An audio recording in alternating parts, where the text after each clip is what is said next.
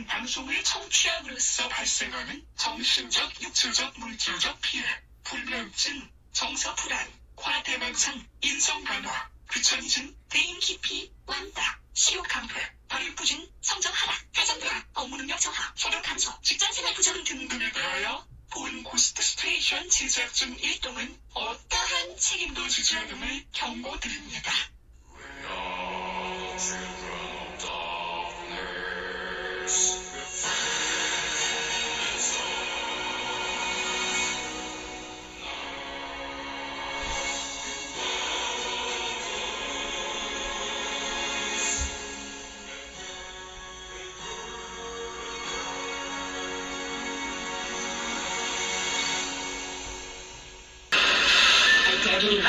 모든 사람들이 악플 바이러스에 감염, 수많은 악플의 면역에 둔한 한 명의 가수가 살아남는다. 내 이름은 로트 네빌. 3년째 살아있는 사람을 보지 못했다. The radio drama never dies. 몰려온다. 역시 겨울에서 차가네. 경고, 바나나 토끼가 나타났습니다. Warning. 살인. Oh my god.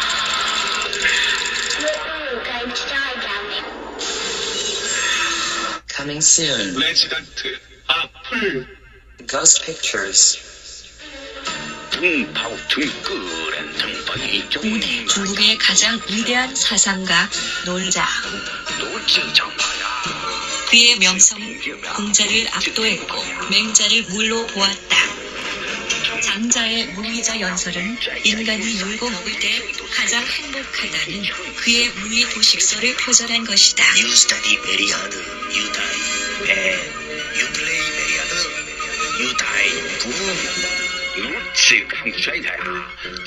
놀자 가라산에 장자가 사상가면 파리가 세다.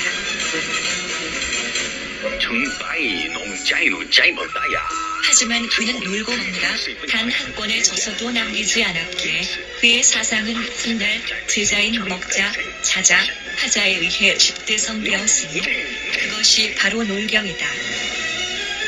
놀자의 34대 계승자 놀교 교주 신해철이 전하는 주옥같은 이야기 놀경.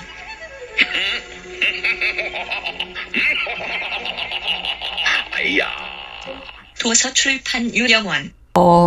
강의가 의미 있게 전달이 되고 이제 나중에 제가 한 말이 생각이 났을 때에는 머리가 아파야 돼요. 머리가 복잡하셔야 되고 이게 편안해지시면 안 된다라는 뜻을 전달하고자 이런 이야기 합니다. 머리가 아파야 됩니다. 제가 최근에 가장 고통스러운 일인 게 우리가 함께 사는 인류인데 어떻게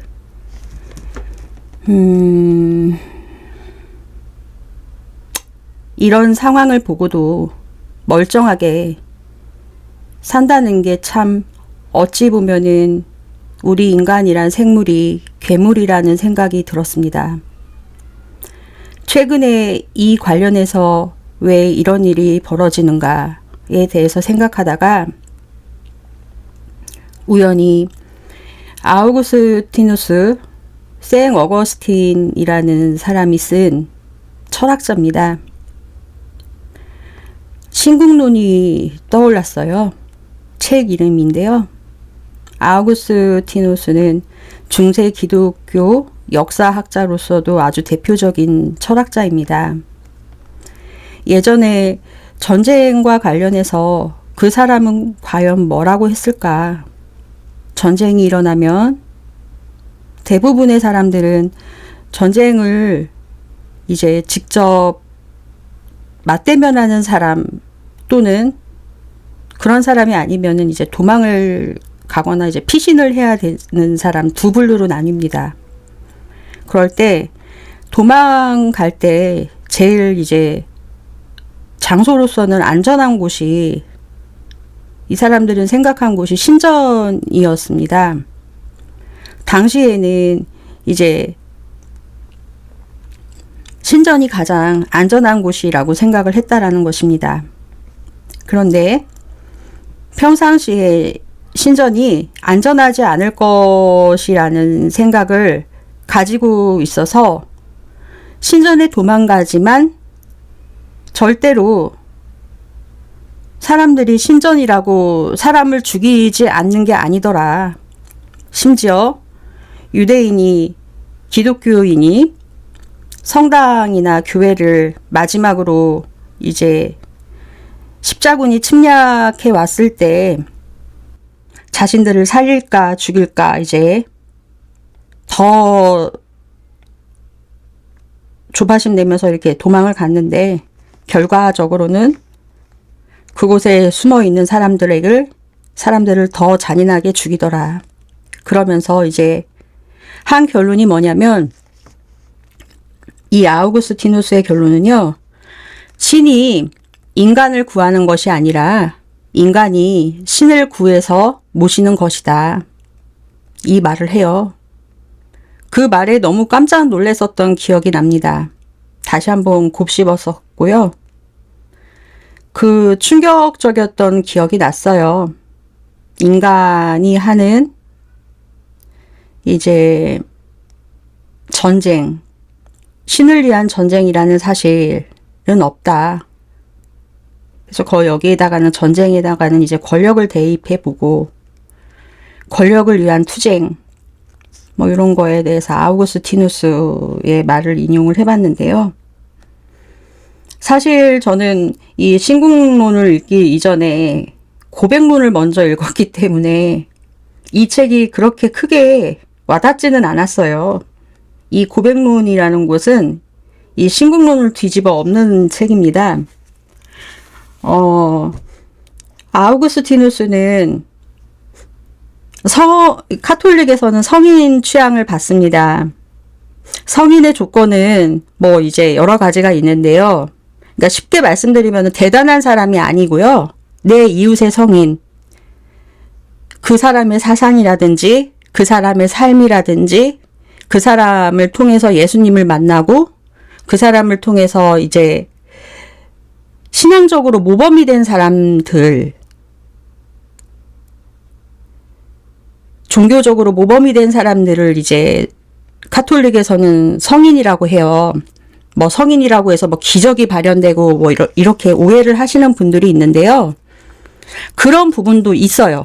있지만은 그런 부분이 발현되려면은 이 성인이란 자격 조건에 대해서 굉장히 카톨릭이 엄격하게 규정을 한다라는 것이에요.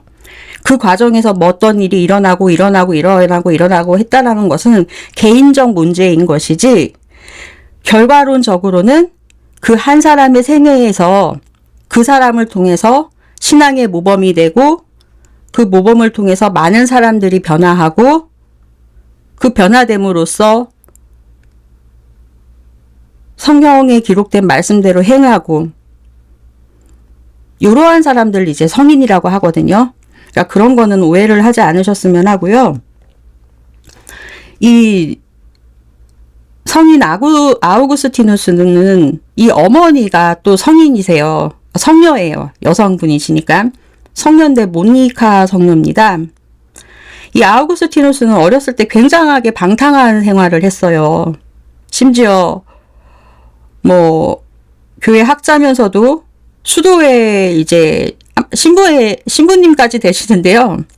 원래 수도회에는 결혼하면 들어갈 수가 없잖아요. 근데 이분은 젊었을 때 동거도 하고 결혼해서 애도 낳고 막 이랬어요. 머리는 되게 좋았는데 자신의 머리를 믿고 이제 방탕한 생활을 많이 했어요. 사생활 자체를. 그러다가 이제 뭐 이교도로 가서 생활도 해보고 별 호기심도 굉장히 많으셨던 분이세요. 중약하지만 그래서 어머니 이런 말씀 한번 들어보셨던 적 계실 거라고 생각을 하는데요. 눈물로 흘려 기도한 자녀는 그 눈물 기도에 배신하지 않는다. 그 말을 한 분이 이제 성 암브로시오라는 또 역사학자가 있는데요. 철학자이면서 역사자 역사학자인데 암브로시오라는 사람이 있습니다. 그분이 이제 모니카, 이 아우구스티누스의 엄마 모니카 씨가 이 신부님을 찾아와서는 신부님, 우리 아우구스티누스가 애도 싸질러 놓고 술 처먹고 다니고 이 동거도 시작했는데 이 어떡하면 좋겠냐고, 얘는 교회도 안 나가지고 세례도 안 받고 어떡하면 좋겠냐고. 당시 이제 유럽에서는 종교가 카톨릭이니까요. 엄마가 걱정이 이만저만이 아니셨대요. 그러니까 자기가 다니는 이제 성당에 가셔가지고 상담을 하셨던 거예요. 그랬더니 당시에 이제 계셨던 신부님이 암브로시오 성인이셨어요. 그 암브로시오 성인도 역사학자면서 또 성인이시거든요. 성인 등급 받으시거든요. 본받을 게 많아서. 그러니까 그분께서 하시는 말씀이 엄마한테, 모니카 엄마한테, 어머니, 눈물로 흘려서 기도로 키우는 자녀에는 절대 그 기도가 헛되지 않습니다. 그러면서 엄마를 위로해 줬다는 말이 굉장히 유명해요. 근데 이 말을 제가 드리는 이유는 제가 여기에 해당이 돼요. 저희 엄마가, 제가 이제 이 앞전 영상에서 말씀드린 바 있지만은 저희 집이 이제 IMF 터지면서 아버지가 사업이 이제 어려워지면서 뭐 미술을 그만두게 됐다는 과정을 말씀을 드렸지만은 사실 뭐 중요한 이유는 그게 중요한 건 아니었고요. 이제 곧 아이 또래 때는 친구와의 의리 막 이러면서 다니잖아요. 저 역시도 그랬어요. 이게 그러니까 어떤 성격이냐면은 저는 이제 학교에서는 공부하는 듯 안 하는 듯 하지만은 공부 좀 시험 보면 성적이 좀 나오는 친구요. 밖에 나가면은 좀 노는, 이제 저희 때는 막 일진, 이진 막 이런 애들이 있었어요. 그러니까 한마디로 일진이었죠. 일진이라는 뭐 그런 거는 이제 일본식 표현인 거를 뒤늦게 알았는데, 당시에는 이제 학교에서 이제 쌈박질을 좀 하고 다녔어요. 여자아이가. 좀 노는 날라리죠, 한마디로. 가만히 있으면 학교에서 선배들이 와가지고, 뭐라고 합니다. 근데 저는 이제 뭐, 그렇게 하진 않았고, 잔머리를 굴리죠, 이제. 그래서 거기서 이제 싹싹 빠져나왔지만, 이제 저희 학교가 재단이었어요. 재단이었는데, 학교 대 학교로 이제 대항전이라는, 한마디로 이제 집단 폭행이라는 걸 하고 있는 상황에서, 이제 뭐 이제 학교 야간 자율학습 끝나고 막 가고 있는 상황인데, 저기 보니까 우리 학교 교복을 입고 있는 아이가 있는 거예요. 상대는 이제 재단 내부에 있는 다른 학교 아이였고, 심지어 외부에 있는 다른 학교 아이들도 있었고, 우리 학교 아이들은 상대는 3명이었는데, 외부 학교 포함한 재단 내부에 있는 학교 아이들은 토탈 한 6명 정도 됐습니다. 공터에서. 왜 내가 하필 그쪽을 걸어갔을까? 친구들과. 별 얘기를 다 하죠?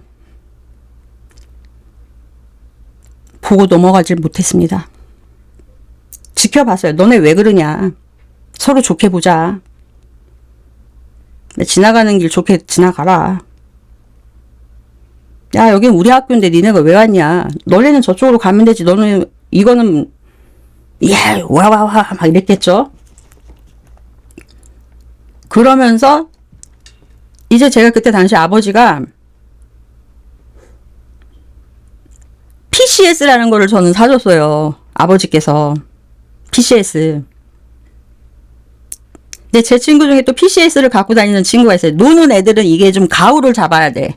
뭐든지 이게 좀, 그러니까 한마디로 이제 폼을 잡아야 돼요. 폼생폼사. 우리는 죽어도 폼생폼사야. 아니, 지금은 아니에요. 지금 절대 아니에요. 지금은 상황에 맞춰 살지 않습니다. 현실에 맞춰 살지. 그때 당시에는 뭐 내가 뭐 돈을 벌기를 해요. 뭐를 해요. 엄마 아빠 졸으면은 금나라 뚝딱 딱딱딱딱딱 나오기도 했으니까. 근데 땡깡은 쓴 적은 없는데요. 사주셨어요. 그때 당시에 사주셔가지고 연락을 해갖고 친구들 다 왔어요. 와니까 이제 우리 쪽에 대항이 이제 생긴 거예요. 선배들까지 왔어요. 저는 1학년이었고. 그러니까 저쪽도 이제 애들을 불렀나봐. 와, 이거는 쪽수가 이제 한 7, 80명이 된 거예요. 대항전이 된 거예요. 집단 폭행이 된 거예요. 이제 집단 싸움, 패싸움. 한마디로 패싸움. 학교 대 학교로 이제 대항전이 붙어가지고. 다행히 그래도 저는 이제 그거를 이제 다 학교에서 선생님들이 다 알아버리신 거예요. 그래서 막 이제 옆에 있던 걸상으로 막 이제 그때 당시에 저희 학교에서 책상 걸상을 바꿨어요. 어떤 걸로 바꿨냐. 옛날에 그 막 못질해서 똑딱똑딱똑딱 해서 막 이렇게 일자로 돼서 나무 못질 해갖고 했던 나무 책상에서 지금 이제 대학교 책상 있잖아요. 1인용 책상. 그걸로 바꾸는 시점이었기 때문에 공터에는 전에 썼던 뚝딱뚝딱 했던 나무 책상하고 걸상이 막 쌓여 있었어요. 탑처럼. 그거를 갖고 막 휘두른 거죠. 뭐 그 과정에서 저도 뭐 이마에 7cm가량을 꼬맸습니다. 지금은 흉터가 없어졌어요. 오래돼가지고 없어진 것도 있고 선생님들께서 예쁘게 잘 꾸며주셨어요. 당시에 응급실에서. 원래 이마 있는 쪽은 피가 많이 나요. 눈썹뼈 있는 쪽 위에는 잘 찢어져요. 그리고 돌출돼 있기 때문에. 선생님들이 그 다음날 아셨겠죠. 학생 주임 선생님도 아시고. 근데 선배들은 빼줘야 될 거 아니에요. 선배들이 올 줄은 몰랐는데 선배들 왔잖아요. 제가 그냥 다 했어요. 내가 불렀다. 그 무슨 가오냐고 그게. 응? 지나가다가. 다행히 그래도 저희 어머니께서 체육진흥회 같은 거, 저도 저희 어머니 성이 은씨인데요. 저희 어머니를 학교에서 부르실 때 선생님들께서 저희 어머니를 저희 엄마 부르는 명칭이 있었어요. 저희 엄마를 은 선생님이라고 부르셨어요. 선생님이라고. 학부형을 선생님이라고 부르셨어요. 체육진흥회 하셨는데 은 선생님 오셨냐고. 그러니까 저하고 얘기를 안 하는 거예요. 근데 제가 이제 놀면서도 성적은 좀 나왔고 죄송합니다. 중학교 때 운이 좋아서 저는 사실 운이 좋다는 말을 별로 안 좋아하는데요. 너무 또 기독교에 빠졌다고 생각하지 마시고 저 어렸을 때부터 모태신앙이었기 때문에 어머니께서 이제 알려주신 말이죠. 하느님 뜻이었다라고 생각을 해요. 난 참 운이 좋았어 라는 말보다 하느님 뜻이겠지? 이렇게 말을 하는데요. 하느님 뜻으로 우연치 않게 예중이라는 곳을 갔어요. 남들 지금 생각하면은 예중 가려고 엄청 노력 많이 한대요.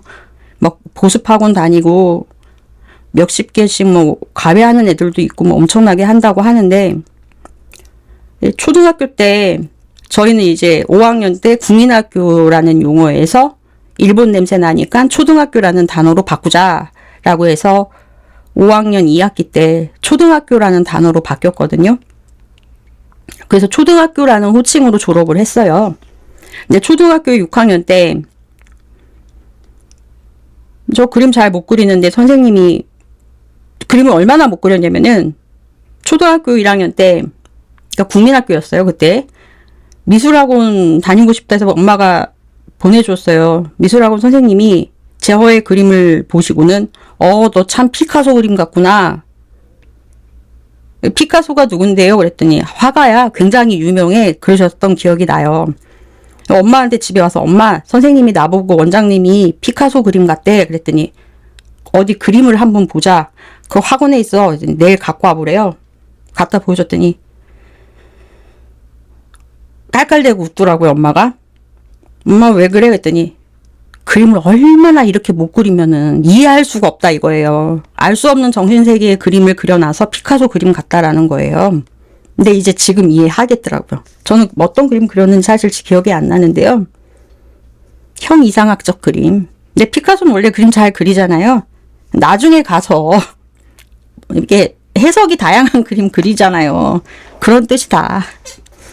그림 잘 그리지 못했어요. 근데 초등학교 6학년 때 선생님이 이제 개인적으로 이제 대회에 출품을 하셨었더라고요. 대회에.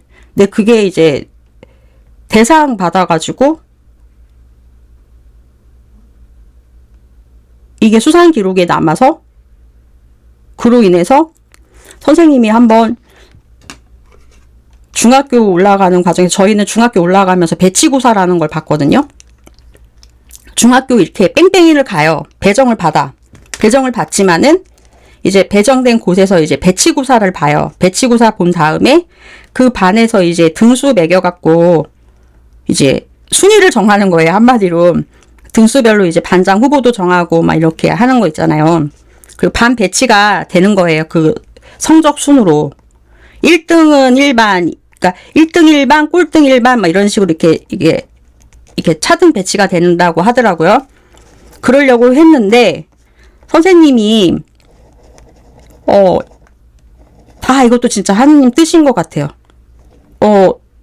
예중에 원서를 넣어주셨더라고요. 엄마하고 말씀을 하셨는지는 않으셨다라고 하더라고요. 그래서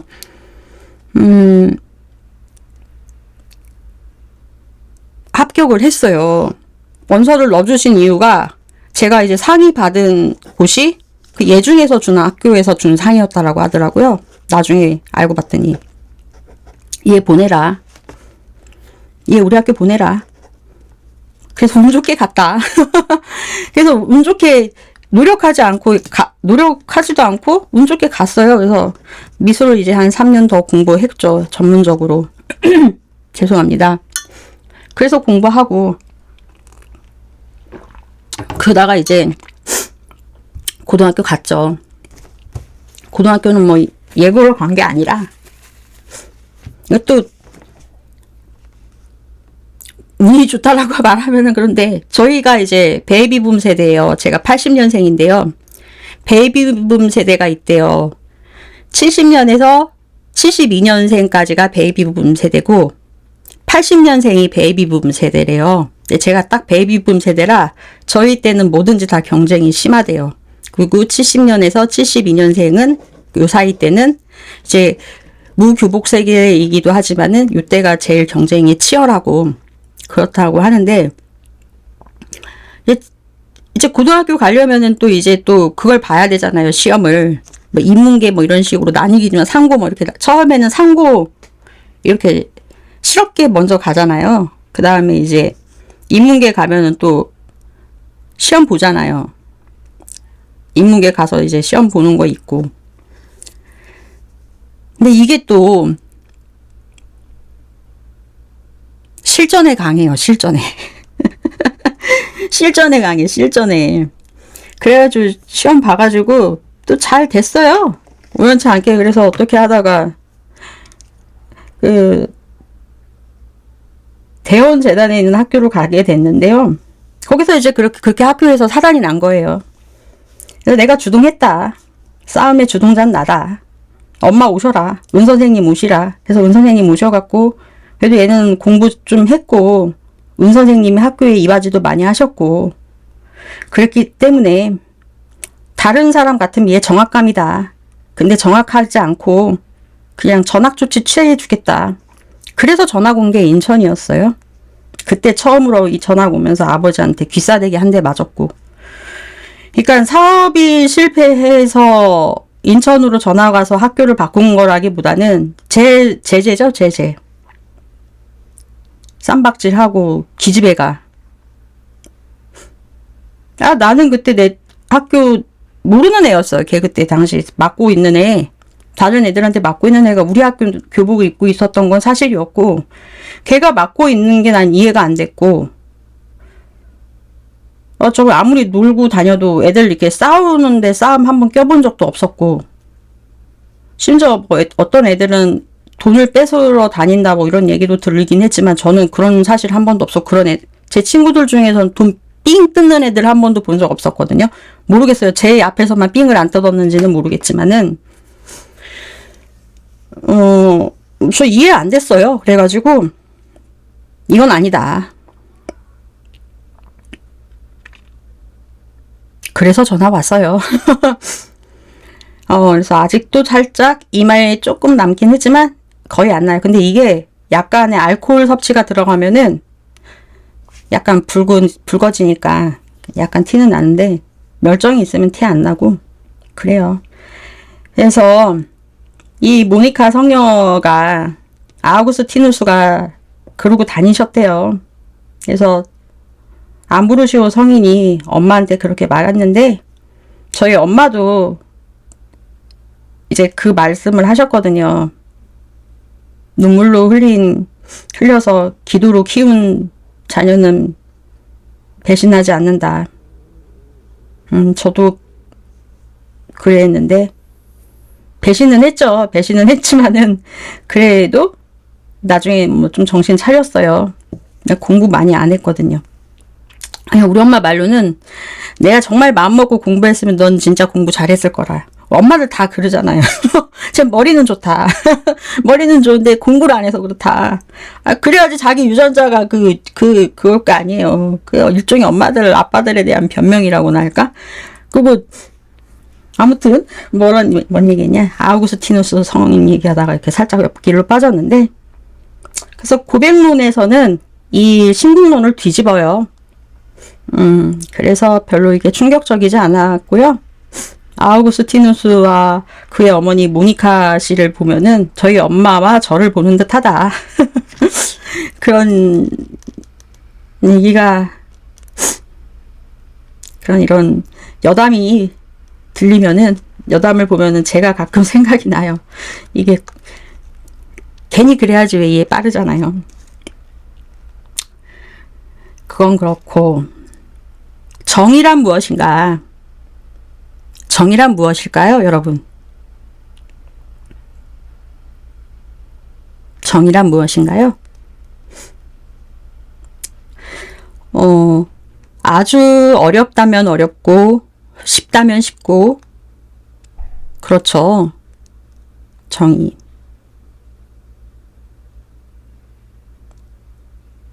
조금 전에도 말씀드렸지만은,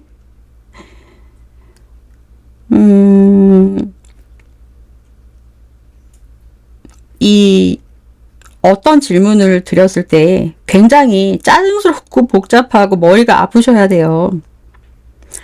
정의에 대해서 이제 글을 쓴 사람 중에 마이크 샌델이라는 학자며 작가가 있습니다.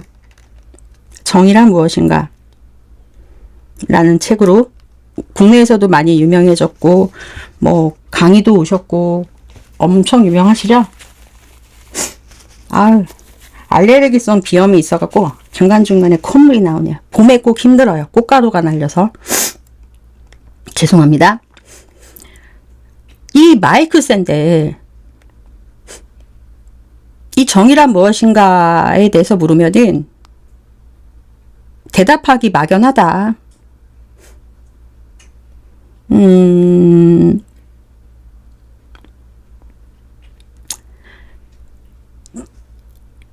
마이클 샌델은 제가 얼마 전에도 말씀드렸지만은 이 마이클 샌델 하버드 교수거든요, 사실은. 제가 이제 생각했을 때는 저는 그렇게밖에 생각이 안 돼요. 하버드, 저기 미국에 있는 하버드대 교수이고,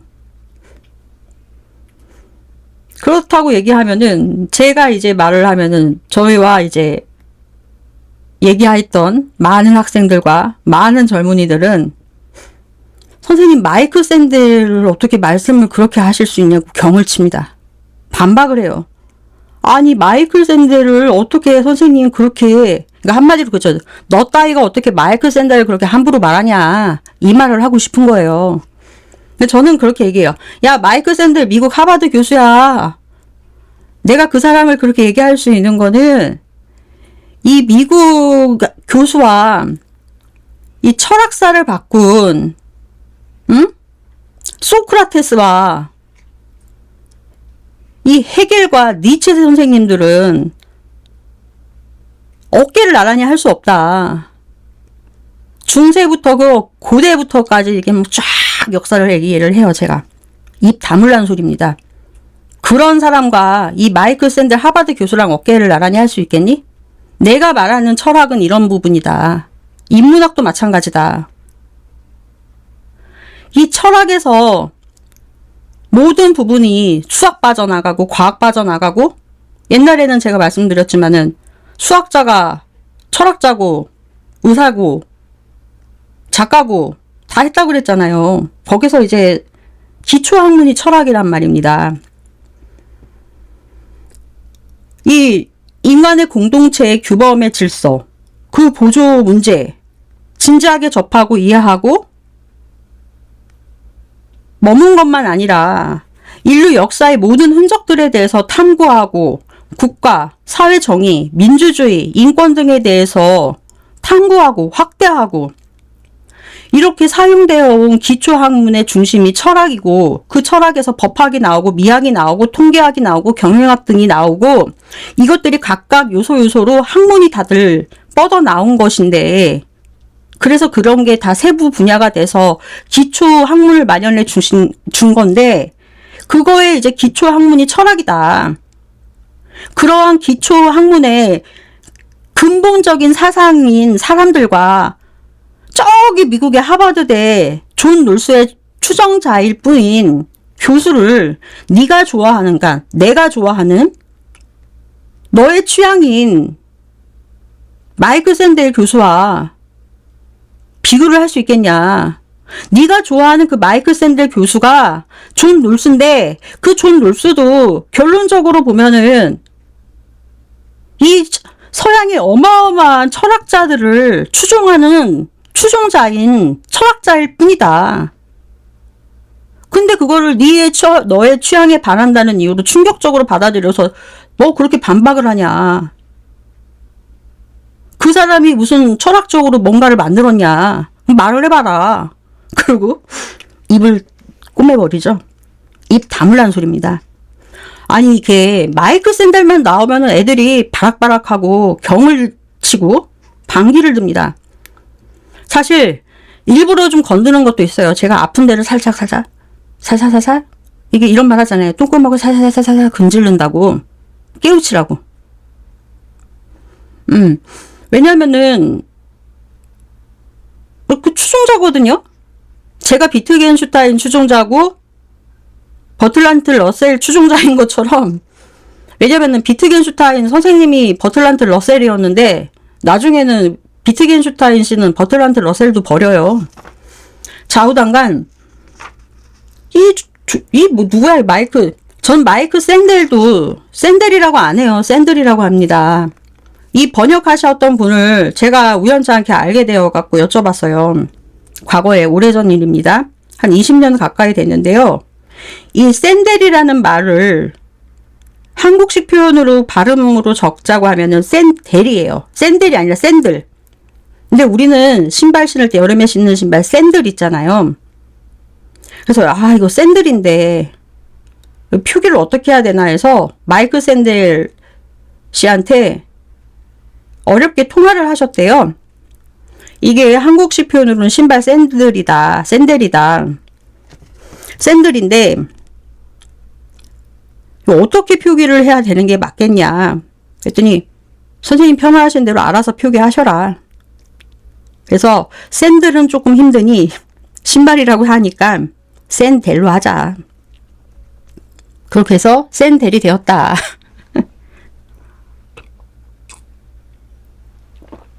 그래서 저는 마이클 샌델이라고 말 안 해요.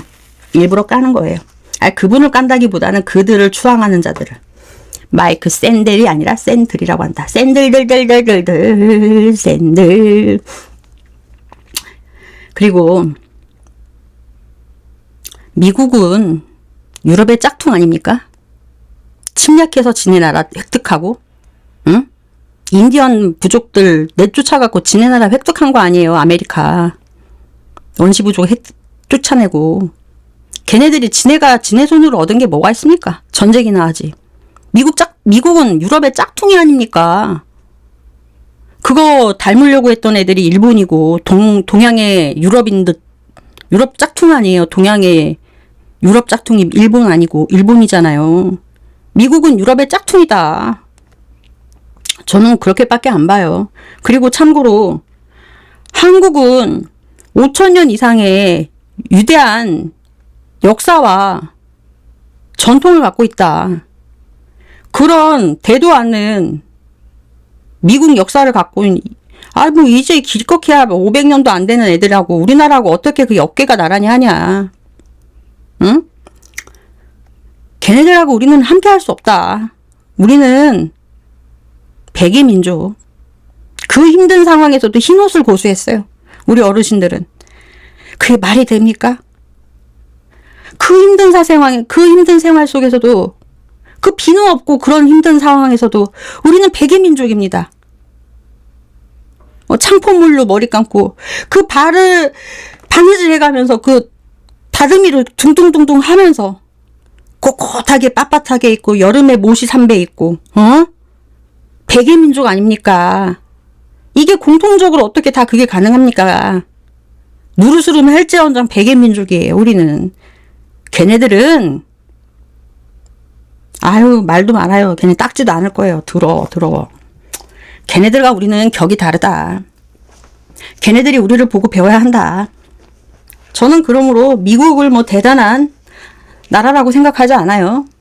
걔네들은 우리 발 밑에 있다. 자신감을 갖자고요.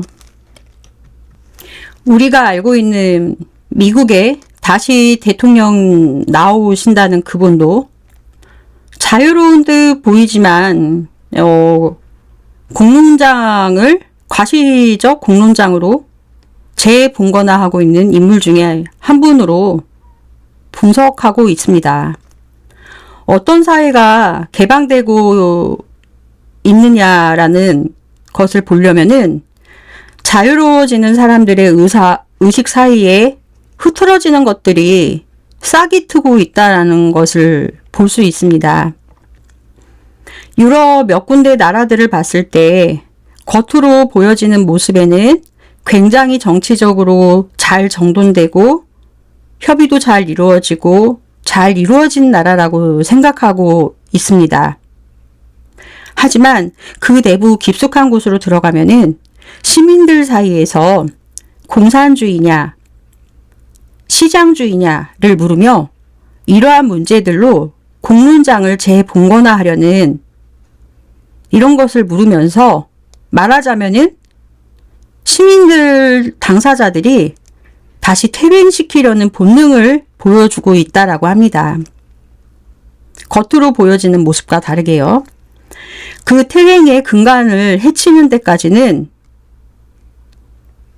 영향을 주는 게 있습니다. 이게 이제 문제인데 무엇이 이 부분의 문제를 영향을 줄까라는 데에서 시민사회의 이제 사회적, 경제적으로 성숙된 정도에 따라서 이러한 부분이 좌우되는데요. 하지만 우리나라에서 이제 벌어지고 있는 대통령이 이제 시민들의 말을 하려고 그러면 입틀막 사건의 경우는 뭐 전 국민이 봤을 때 막 분노를 하고 그러지는 않잖아요. 각자들 뭐 저건 좀 그렇다라고는 하지만은 그러니까 우리 시민들 입장에서 봤을 때 대통령의 입틀막 사건은 근간을 흔드는 것이라고는 생각을 하지 않고 있습니다. 우리나라에서 시민들의 의식 수준이나 이런 걸 봤을 때는 그냥 봐주고만 있을 뿐이에요. 그래서 이번에 투표로 사실은 심판을 했다라고 저는 보여집니다. 조금 더 성숙하고 수준 높은 우리가 대통령의 한마디로 서커스를 관람하는 것일 뿐입니다. 그렇기 때문에 투표로 심판했던 것이고요. 인류 역사가 아무리 발전되었다 하더라도 25,000년 전에 원시시대의 우리 선조들의 유전자와 크게 다르지 않습니다. 교육 문제, 사회, 문화, 이러한 시스템이 아무리 발전된다고 하더라도 크게 지금과 다르지 않다라는 것을 말하고 의미합니다. 많이 달라지지 않았어요. 많이 다를 것 같죠? 전혀 그렇지 않습니다. 우리의 이 유전자 안에는 본래 후퇴하려는 본능이 기본적으로 내재되어 있습니다.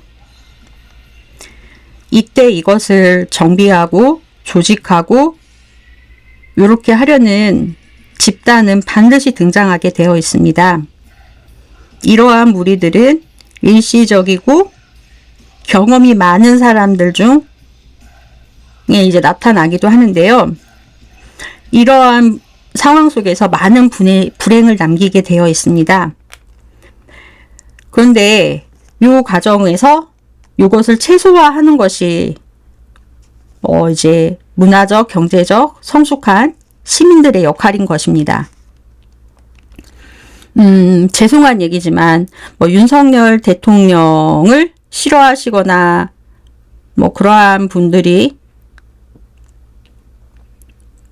들으신다라고 하신다면은 좋아하시거나 그런 분들이 들으신다라고 한다면은 예로서 이런 상황을 마무리된 후 설마 윤석열 대통령보다 더한 사람이 또 나타나겠어? 라고 하실 수도 있잖아요. 우리 그런 생각 하잖아요. 그렇지 않는다라는 거예요. 다시 나타납니다. 반드시 다시 나타날 수 있어요. 윤석열 대통령보다 더한 사람이 나타날 수 있다는 것을 예시하고 지켜봐야 된다는 것입니다. 이렇게 말씀드리는 이유는요.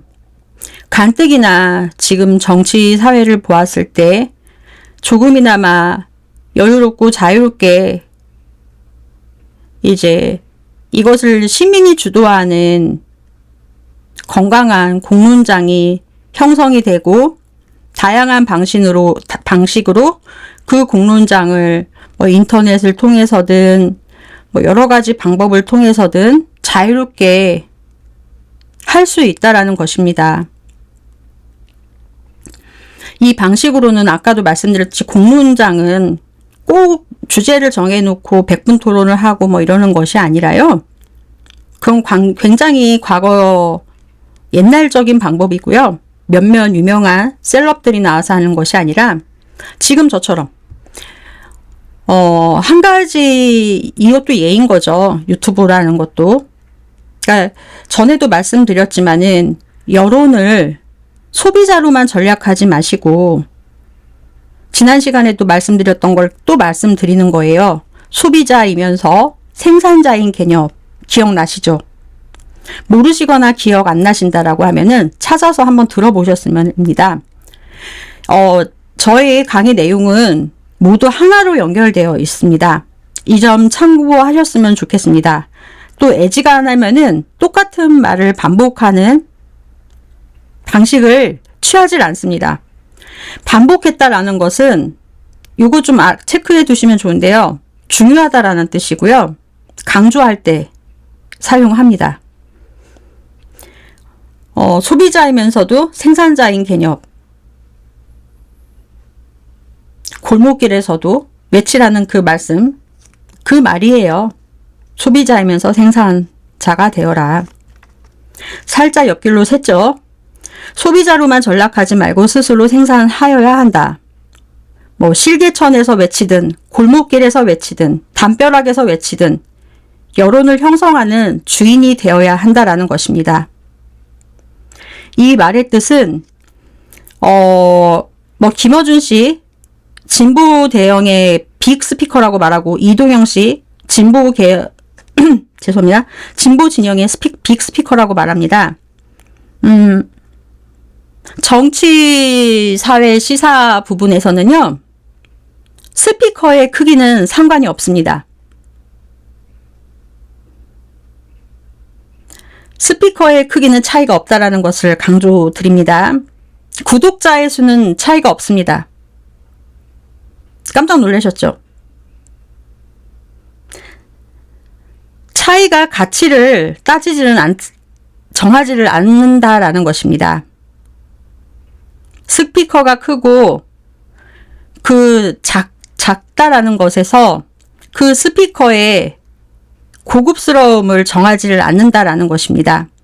구독자의 수가 스피커의 가치를 충족시키지 않는다라는 것입니다. 스피커가 클수록 구독자가 많을수록 고급스러워야 되는 거죠. 이 고급스럽다는 것은 정치인, 경제인, 사회를 규정하는 사람들에게 의사 전달이 되어야 한다라는 것입니다.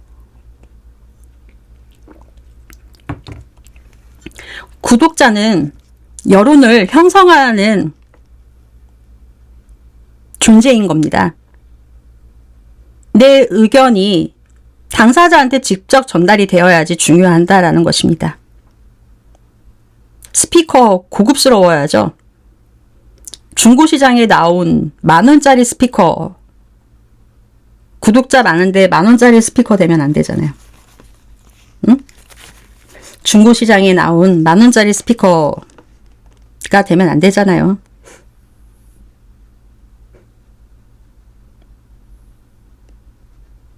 본래 10,000원짜리 스피커는 주인이 많아요. 비싼 스피커 있잖아요. 막 3억, 4억짜리 이런 고급 스피커는 주인이 별로 없습니다. 그걸 좀 알으셨으면 합니다. 그러니까 누구나 생산자가 되어야 합니다. 그러면서 서로 교류해야만 하고요. 이 생산자를 되는 방법은 간단해요. 예를 들면은 시민단체를 만들고 싶다라는 생각이 들었어요. 이 시민단체, 막 굉장히 장황하고 막 어떻게 만들어야 되지? 막막하잖아요. 그렇게 어려운 방법이 아니에요. 예를 하나 들어볼게요. 길고양이 무료급식소 문제로 지역 주민들 간에 고양이 이제 봄 되면은 우는 소리 때문에 소음 문제로 갈등이 빚어진다. 밥을 준다는 이유로 고양이 울음소리 때문에 지역이 시끄러워져요. 그러면서 소음 문제로 갈등이 빚어진다. 밥 주는 것 자체가 싫다. 기타 등등의 문제로 문제가 빚어졌어. 이러한 부분도 지역사회에서 나와 뜻을 같이 하시는 분들을 한두 분씩 모여서 만드는 거예요. 또는 생활 속 재활용 관련 문제, 아이들 교육 문제, 불필요한 도시 정책으로 낭비된다라고 생각하는 그 어떠한 부분들에 대해서 다른 대신에서 생겨날 부분이 있었으면 좋겠다. 이런 여러 가지 생활적인 부분들 있잖아요. 그런 거 살면서 생각나는 부분들, 그런 것들을 나 혼자만이 아니라 주변에 가까울수록 좋습니다. 멀리 떨어지면 안 좋아요. 자주 만나고 협력해야 되기 때문에 옆집, 뒷집, 앞집, 복합주택에 사신다면은 윗집, 아랫집, 이렇게 해서 이런 이웃집부터 시작하셔서 최대한 자주 만날 수 있는 범위 내에서부터 나와 생각이 비슷한 일부의 사람들끼리 모여서 우리 한번 만들어 볼까? 단체를 만든다라고 규정하지 말고 처음에는 등록하지 않고도 일정한 규칙을 정해서 3, 4, 5 시작을 하다가 이 문제를 약속화하는 거예요. 이렇게 합시다.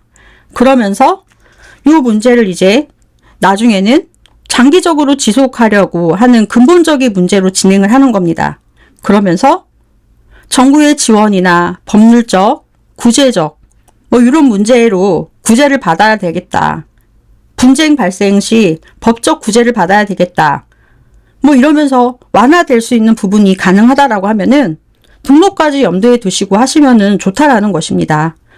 거기에는 인원수가 중요하지 않습니다. 혼자 해도 시민단체가 될 수 있어요.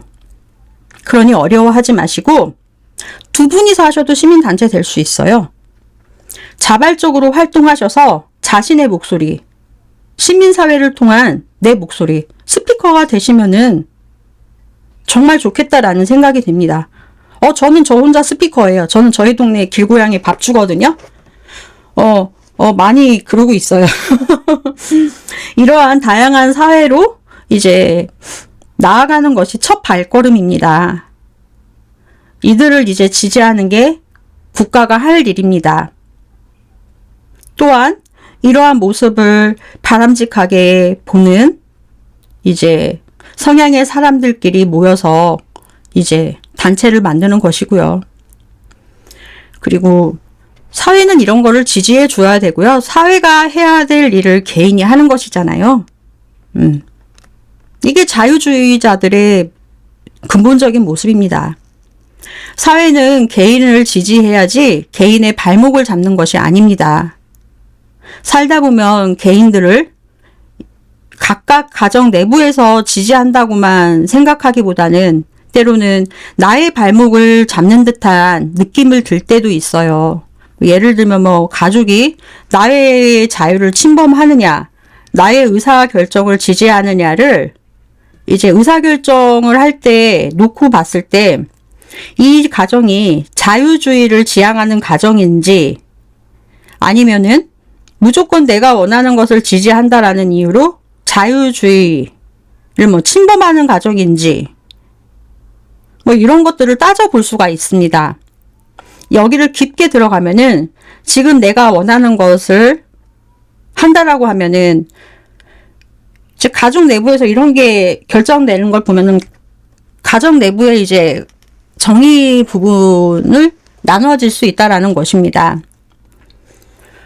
뭐 예를 들면 어떠한 일을 한다라고 해요. 그랬을 때 네가 지금 네가 원하는 것을 했을 때 너는 행복하겠지만 우리 가족 모두는 너처럼 행복하지가 않아. 그러니까 네가 하고 싶은 것은 포기했으면 좋겠어. 이런 식으로 태도를 취할 수가 있어요. 이것은 공리주의라는 것입니다. 공리주의예요. 자유주의의 근간이 성립한 곳은 영국입니다. 영국에서는 자유주의는 좌파를 의미합니다. 좌파. 유럽에서는 진보라는 말을 안 쓴다라고 생각하셔도 무방할 정도로 사용을 안 합니다. 유럽에서 진보라는 말 자체가 아예 없다라고 생각하셔도 돼요. 그러니까 우리나라는 보수 진보 나뉘잖아요. 정치 성향. 외국에서는 보수주의는 있어요. 하지만 우리나라처럼 진보주의는 나뉘지 않아요. 진보라는 말 자체가 아예 없어요. 싹 자체가 없어요. 진보라는 말 자체가 없어요. 한번 생각해 보자고요. 진보주의라는 말이 없어요. 그러면은 이 진보라는 말을 안 쓴다라고 하면은 그럼 너는 참 진보적이야 라는 말을 그러니까 표현을 하려고 하면은 이 사람들은 뭐라고 표현을 하냐면요. 난 리버럴해 리라고 말합니다. 리버럴해. 자유주의라는 것입니다. 나는 진보적이야 라고 말 안 해요. 난 리버럴해. 이렇게 말합니다. 진보적이야 라는 말을 잊지도 않고 그런 표현 쓰지 않아요. 여기서 리버럴보다 조금 더 진보적이라고 했을 때는 소셜하다 라고 말해요. 그렇게 생각하시면 돼요. 자유주의는 리버럴, 진보의 시작입니다. 대부분의 북미 유럽에서는 정치적, 철학적으로 대부분 그렇게 받아들이고 있어요. 미국, 캐나다. 다만 그 자유의 역사가 좌파들이 만든 역사가 아닌 경우도 있습니다. 자유의 역사가. 뭐 예를 들면은 호주나 뉴질랜드의 경우가 반대라고 생각하시면 됩니다. 브라질, 북아메리카는 반대입니다. 나라마다 차이가 있습니다. 전통적으로 우리나라에도 본래의 자유주의는 중도 좌파나 중도파 정도를 생각하시면 될 것 같아요. 그래서 윤석열 대통령이 자유를 내세웠을 때 이것도 앞에서 좀 말씀드렸지만은 강조 의미에서 자유주의를 내세웠잖아요. 본인이 자기는 자유자유 하잖아요. 본인의 자유지상주의에 이제 본인은 자유지상주의에 가깝다라고 이분이 최근에 뭐 의대 정원 학대에서부터 뭐 말하는데 사실 뭘 했는지는 알 수 없겠지만은 이 의대 정원 부분에 대해서는 국가가 강제적으로 업무 개시 명령이라는 것을 할 수 있도록 법률에 나와 있습니다. 업무 개시 명령을 거부권을 이 직업군에선 할 수 있지만은 국가가 강제적으로 너네 그런 거 하면 안 돼 하고 업무 개시 명령을 할 수가 있어요. 이 직업군에 대해서는. 혹시 업무 개시 명령 할 수 있는 직업군 3군데가 있는데요. 혹시 여러분 알고 계시나요? 업무 개시 명령을 할 수 있는 직업군 3군데. 말을 많이 하니까 목이 말라서 물 좀 마셨어요. 업무 개시 명령을 내릴 수 있는, 그러니까 국가에서 내릴 수 있는 직업군 3군데가 있는데요. 이거는 제가 속해 있는 직업군도 이 중에 하나가 들어가는데요. 이 업무 개시 명령을 할 수 있다라는 것은 정치, 평론, 철학 이런 콘텐츠를 잘 아시는 분들이니까 여쭤보는 거예요. 법률적으로 국가가 업무 개시 명령을 할 수 있는 직업군은요. 참 어떻게 보면 불행할 수도 있는 직업군이에요. 알려드릴게요. 의사, 약사, 화물 운송업. 이 3 군은요. 3개군 직업군은요. 헌법에서 자유주의자들에 의해서 끝없이 위헌 논란이 있는 법률안에 해당되는 직업군입니다. 이 3군은. 왜 그러냐면은 내가 일하고 싶을 때 일을 하고 돈벌이가 적어지고 그러면 일 안 할 수 있잖아요. 또는 사표 낼 수 있는 거거든요. 돈벌이 안 되면은. 근데 자유주의자 입장에서는 아무 문제가 없어요. 그런데 이 부분에서 공리적인 문제로 들어오잖아요. 제너미 벤덤이라는 이제 양적 공리주의에 대해서 말한 사람이 있어요. 제너미 벤덤이라는 사람이 있는데요. 이 사람은 양적 공리주의만이 정당화될 수 있다라고 말을 하는데요. 똑같은 문제를 이제 지난 정부로 예를 한번 들어보겠습니다. 이렇게 의료 이제 정원 확대에 대해서 문재인 정부 때도 같은 문제가 있었어요. 같은 문제를 언론에서도 난리들이 났었잖아요. 보수 언론들이 업무 개시 명령을 했다라는 이유로 난리가 났었어요. 우리나라의 보수 언론에는 두 가지로 나뉩니다. 첫 번째로는 필요에 의해서 움직이는 우파적 공리주의 언론이 있고요. 두 번째로는 필요에 따라서 왔다 갔다.